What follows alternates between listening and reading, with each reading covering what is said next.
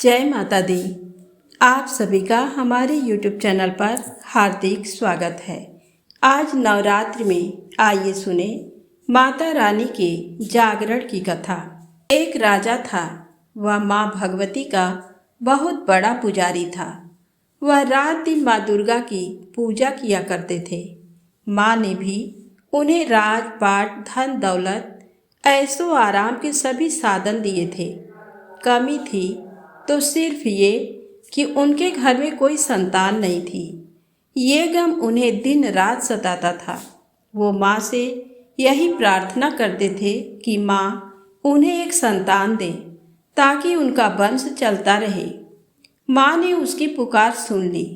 एक दिन माँ ने आकर राजा को स्वप्न में दर्शन दिए और कहा कि वे उसकी भक्ति से बहुत प्रसन्न हैं। उन्होंने राजा को 2 पुत्रियां प्राप्त होने का वरदान दिया। कुछ समय के बाद राजा के घर में एक कन्या ने जन्म लिया। राजा ने अपने राज दरबारियों को बुलाया, पंडितों और ज्योतिषों को बुलाया और बच्ची की जन्म कुंडली तैयार करने का हुक्म दिया। पंडितों और ज्योतिषियों ने उस बच्ची की जन्म कुंडली तैयार की और कहा, हे राजन, ये कन्या तो साक्षात देवी है। ये कन्या जहाँ भी कदम रखेगी वहाँ खुशियाँ ही खुशियाँ होंगी। ये कन्या भी भगवती की पुजारिन होगी। उस कन्या का नाम तारा रखा गया। थोड़े समय बाद राजा के घर वरदान के अनुसार एक और कन्या ने जन्म लिया। मंगलवार का दिन था।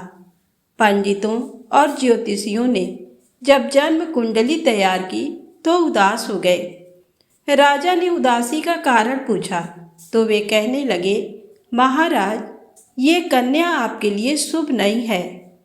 राजा ने उदास होकर ज्योतिषियों से पूछा कि मैंने ऐसे कौन से बुरे कर्म किए हैं जो कि इस कन्या ने मेरे घर में जन्म लिया है। उस समय ज्योतिषियों ने अपनी ज्योतिष लगाकर बताया। कहने लगे कि ये दोनों कन्याएं जिन्होंने आपके घर में जन्म लिया है, पिछले जन्म में राजा इंद्र की अप्सराएं थीं। इन्होंने सोचा कि हम भी मृत्यु लोक में भ्रमण करें तथा देखें कि मृत्यु लोक पर लोग किस तरह रहते हैं। दोनों ने मृत्यु लोक पर एकादशी का व्रत रखा। बड़ी बहन का नाम तारा था, छोटी बहन का नाम रुकमन। बड़ी बहन तारा ने अपनी छोटी बहन से कहा कि रुकमन, आज एकादशी का व्रत है, हम लोगों ने आज भोजन नहीं खाना है, तू बाजार जाकर फल ले आ। रुकमन बाजार फल लेने के लिए चली गई। वहाँ उसने मछली के पकौड़े बनते देखे। उसने अपने पैसों के तो पकौड़े खा लिए तथा तारा के लिए फल लेकर वापस आ गई। फल उसने तारा को दे दिए। तारा ने पूछा कि तू अपने लिए फल क्यों नहीं लाई, तो रुकमन ने बताया कि उसने मछली के पकौड़े खा लिए हैं। उसी वक्त तारा ने शाप दिया, जा नीच, तूने एकादशी के दिन मांस खाया है, नीचों का कर्म किया है। जा, मैं तुझे शाप देती हूँ, तू नीचों की योनि पाए। छिपकली बनकर सारी उम्र मांस ही कीड़े मकोड़े खाती रहे। उसी शहर में एक ऋषि गुरु गोरख अपने शिष्यों के साथ रहते थे। उनके शिष्यों में एक चेला तेज स्वभाव का तथा घमंडी था। एक दिन वो घमंडी शिष्य पानी का कमंडल भरकर खुले स्थान में एकांत में जाकर तपस्या पर बैठ गया। वो अपनी तपस्या में लीन था। उसी समय उधर से एक प्यासी कपिला गाय आ गई। उस ऋषि के पास पड़े कमंडल में पानी पीने के लिए उसने मुंह डाला और सारा पानी पी गई। जब कपिला गाय ने मुंह बाहर निकाला तो खाली कमंडल की आवाज़ सुनकर उस ऋषि की समाधि टूटी। उसने देखा कि गाय ने सारा पानी पी लिया था। ऋषि ने गुस्से में उस कपिला गाय को बहुत बुरी तरह चिमटे से मारा। वह गाय लूहूलुहान हो गई। ये खबर गुरु गोरख को मिली। उन्होंने जब कपिला गाय की हालत देखी तो उस ऋषि को बहुत बुरा भला कहा और उसी वक्त आश्रम से निकाल दिया। गुरु गोरख ने गाय माता पर किए गए पाप से छुटकारा पाने के लिए कुछ समय बाद एक यज्ञ रचाया। इस यज्ञ का पता उस शिष्य को भी चल गया जिसने कपिला गाय को मारा था। उसने सोचा कि वह अपने अपमान का बदला जरूर लेगा। यज्ञ शुरू हो गया। उस चेले ने एक पक्षी का रूप धारण किया और चोंच में सर्प लेकर भंडारे में फेंक दिया, जिसका किसी को पता न चला। एक छिपकली जो पिछले जन्म में तारा देवी की छोटी बहन थी तथा बहन के शाप को स्वीकार कर छिपकली बनी थी, सर्प का भंडारे में गिरना देख रही थी। उसे त्याग व परोपकार की शिक्षा अब तक याद थी। वह भंडारा होने तक घर की दीवार पर चिपकी समय की प्रतीक्षा करती रही। कई लोगों के प्राण बचाने हेतु उसने अपने प्राण न्यौछावर कर लेने का मन ही मन निश्चय किया। अब खीर भंडारे में दी जाने वाली थी। बांटने वालों की आंखों के सामने वह छिपकली दीवार से कूदकर कड़ाही में जा गिरी। नादान लोग छिपकली को बुरा भला कहते हुए खीर की कढ़ाई को खाली करने लगे। उन्होंने उसमें मरे हुए सांप को देखा। तब सबको मालूम हुआ कि छिपकली ने अपने प्राण देकर उन सबके प्राणों की रक्षा की है। उपस्थित सभी सज्जनों और देवताओं ने उस छिपकली के लिए प्रार्थना की कि उसे सब योनियों में उत्तम मनुष्य जन्म प्राप्त हो तथा अंत में वह मोक्ष को प्राप्त करे। तीसरे जन्म में वह छिपकली राजा स्पर्श के घर कन्या जन्मी। दूसरी बहन तारा देवी ने फिर मनुष्य जन्म लेकर तारामती नाम से अयोध्या के प्रतापी राजा हरिश्चंद्र के साथ विवाह किया। राजा स्पर्श ने ज्योतिषियों से कन्या की कुंडली बनवाई। ज्योतिषियों ने राजा को बताया कि कन्या आपके लिए हानिकारक सिद्ध होगी, शकुन ठीक नहीं है, अतः आप इसे मरवा दीजिए। राजा बोले, लड़की को मारने का पाप बहुत बड़ा है, मैं उस पाप का भार नहीं बन सकता। तब ज्योतिषियों ने विचार करके राय दी, हे राजन, आप एक लकड़ी के संदूक में ऊपर से सोना चांदी आदि जड़वा दें। फिर उस संदूक के भीतर लड़की को बंद करके नदी में प्रवाहित कर दीजिए। सोने चांदी से जड़ा हुआ संदूक अवश्य ही कोई लालच से निकाल लेगा और आपकी कन्या को भी पाल लेगा। आपको किसी प्रकार का पाप नहीं लगेगा। ऐसा ही किया गया और नदी में बहता हुआ संदूक काशी के समीप एक भंगी को दिखाई दिया। वह संदूक को नदी से बाहर निकाल लाया। उसने जब संदूक खोला तो सोने चांदी के अतिरिक्त अत्यंत रूपवान कन्या दिखाई दी। उस भंगी के कोई संतान नहीं थी। उसने अपनी पत्नी को वह कन्या लाकर दी तो पत्नी की प्रसन्नता का ठिकाना न रहा। उसने अपनी संतान के समान ही बच्ची को छाती से लगा लिया। भगवती की कृपा से उसके स्तनों में दूध उतर आया। पति पत्नी दोनों ने प्रेम से कन्या का नाम रुक्को रख दिया। रुक्को बड़ी हुई, उसका विवाह हुआ। रुक्को की सास महाराजा हरिश्चंद्र के घर सफाई आदि का काम करने जाया करती थी। एक दिन वह बीमार पड़ गई। रुक्को महाराजा हरिश्चंद्र के घर काम करने के लिए पहुंच गई। महाराज की पत्नी तारामती ने जब रुक्को को देखा तो वह अपने पूर्व जन्म के पुण्य से उसे पहचान गई। तारामती ने रुक्को से कहा, हे बहन, तुम मेरे यहाँ निकट आकर बैठो। महारानी की बात सुनकर रुक्को बोली, रानी जी, मैं नीच जात की भंगिन हूँ, भला मैं आपके पास कैसे बैठ सकती हूँ। तब तारामती ने कहा, बहन, पूर्व जन्म में तुम मेरी सगी बहन थी। एकादशी का व्रत खंडित करने के कारण तुम्हें छिपकली की योनि में जाना पड़ा। जो होना था सो हो चुका। अब तुम अपने इस जन्म को सुधारने का उपाय करो तथा भगवती वैष्णो माता की सेवा करके अपना जन्म सफल बनाओ। ये सुनकर रुक्को को बड़ी प्रसन्नता हुई और उसने उपाय पूछा।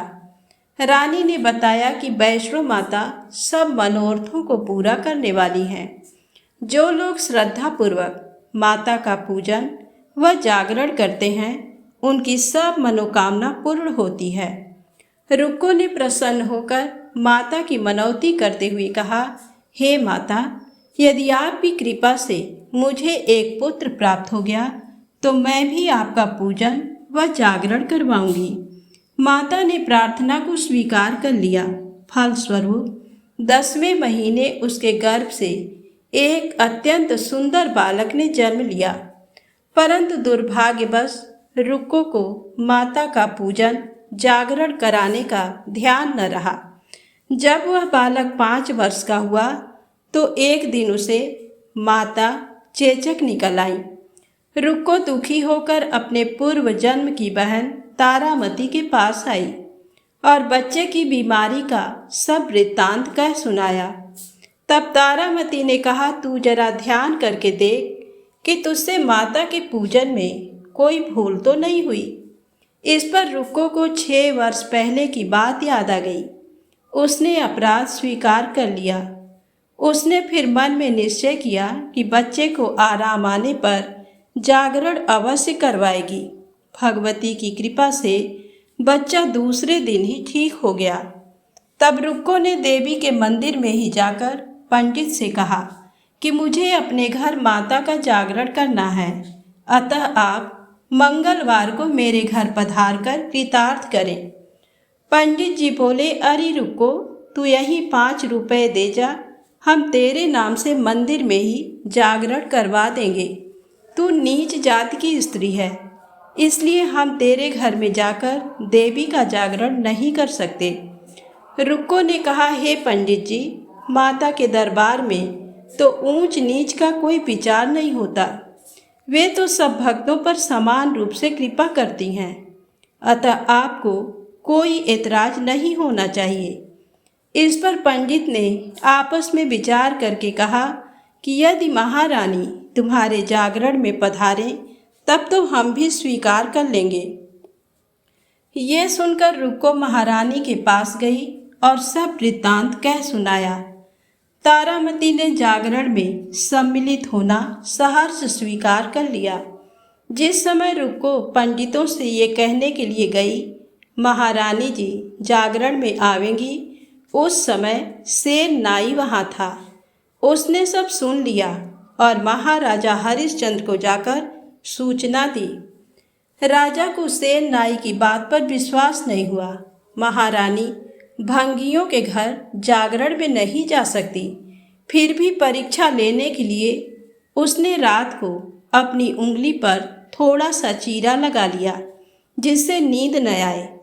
रानी तारामती ने जब देखा कि जागरण का समय हो रहा है परंतु महाराज को नींद नहीं आ रही है, तो उसने माता वैष्णो देवी से मन ही मन प्रार्थना की कि हे माता, आप किसी उपाय से राजा को सुला दें ताकि मैं जागरण में सम्मिलित हो सकूं। राजा को नींद आ गई। तारामती रोशनदान से रस्सा बांधकर महल से उतरी और रुक्को के घर जा पहुंची। उस समय जल्दी के कारण रानी के हाथ से रेशमी रुमाल तथा पांव का एक कंगन रास्ते में ही गिर पड़ा। उधर थोड़ी देर बाद राजा हरिश्चंद्र की नींद खुल गई। वह भी रानी का पता लगाने निकल पड़ा। उसने मार्ग में कंगन व रुमाल देखा। राजा ने दोनों चीजें रास्ते से उठाकर अपने पास रख ली और जहाँ जागरण हो रहा था वहाँ जा पहुँचा। वह एक कोने में चुपचाप बैठकर दृश्य देखने लगा। जब जागरण समाप्त हुआ तो सबने माता की अरदास की। उसके बाद प्रसाद बांटा गया। रानी तारामती को जब प्रसाद मिला तो उसने झोली में रख लिया। ये देख लोगों ने पूछा, आपने प्रसाद क्यों नहीं खाया? यदि आप न खाएंगी तो कोई भी प्रसाद नहीं खाएगा। रानी बोली, तुमने प्रसाद दिया वह मैंने महाराज के लिए रख लिया, अब मुझे मेरा प्रसाद दे दें। अब की बार प्रसाद ले तारा ने खा लिया। इसके बाद सब भक्तों ने माँ का प्रसाद खाया। इस प्रकार जागरण समाप्त करके प्रसाद खाने के पश्चात रानी तारामती महल की तरफ चली। तब राजा ने आगे बढ़कर रास्ता रोक लिया और कहा, तूने नीचों के घर का प्रसाद खा अपना धर्म भ्रष्ट कर लिया। अब मैं तुझे अपने घर कैसे रखूं? तूने तो कुल की मर्यादा व प्रतिष्ठा का भी ध्यान नहीं रखा। जो प्रसाद तू अपनी झोली में मेरे लिए लाई है उसे खिला, मुझे भी तू अपवित्र करना चाहती है। ऐसा कहते हुए जब राजा ने झोली की ओर देखा तो भगवती की कृपा से प्रसाद के स्थान पर उसमें चंपा, गुलाब, गेंदे के फूल, कच्चे चावल और सुपारियां दिखाई दी। ये चमत्कार देख राजा आश्चर्यचकित रह गया। राजा हरिश्चंद्र रानी तारा को साथ ले महल लौट आए।